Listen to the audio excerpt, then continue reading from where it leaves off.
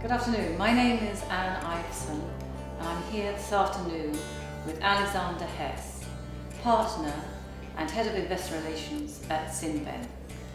Alexandra, thank you very much for agreeing to do this interview, and thank you very much for a very interesting panel on the LP-GP dynamic. Could you perhaps say a few words on how Cinven manages its LP dynamic?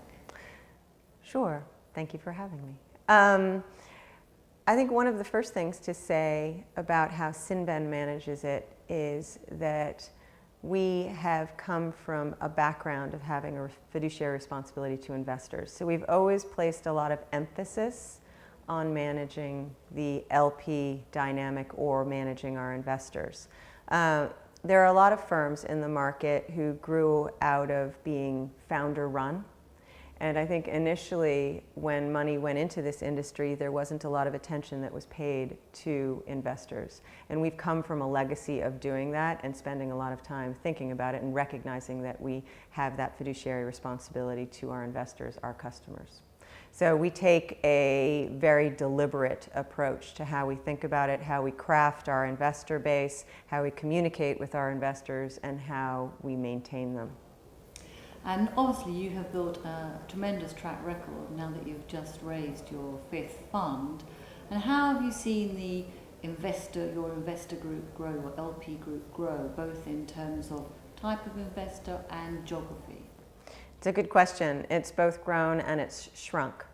So there are certainly some investor classes, and you can think about it in two ways. One by type, and another by geography. By type, I don't think it's a mystery that there are fewer banks investing in the asset class, that fund of funds have diminished their participation, certainly in larger funds like Cinven. That's on the more negative side. And there are also other investors who have been constrained in recent history. And so while they continue to invest with us, their commitments have gotten smaller.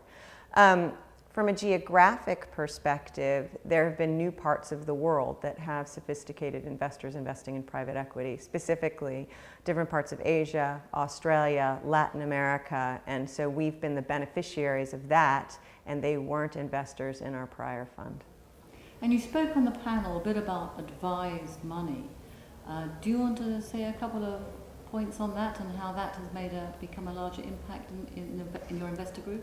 Yeah, by advised money, I mean money that is advised by consultants, or what's known in the industry as gatekeepers, just separate from fund of funds, in that these investors don't go into a blind pool that is invested for them, but that they have an advisor who actually guides them in different directions.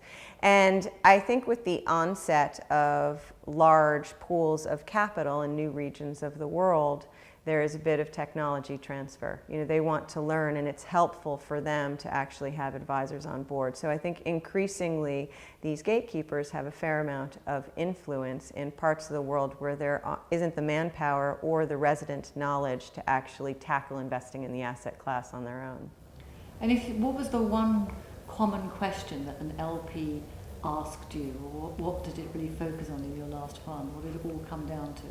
Oh, I don't know that it all came down to this.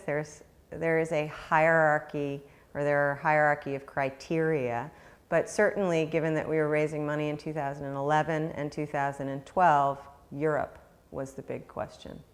I think the more sophisticated investors recognized that Europe would present an opportunity, and in times of difficulty, if you actually have capital, you're very well placed. And as it plays out, you'll find that those are the funds that outperform. But in the face of the headlines, you could easily walk into a meeting and have somebody say, "Why Europe?" And you knew pretty much that that wasn't going to be a fruitful meeting.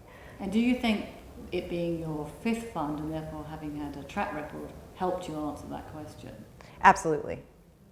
Absolutely. And having a track record as we do, but also being focused on Europe. We took a deliberate decision to remain focused on Europe, whereas I think there are a number of other firms that took different strategic decisions.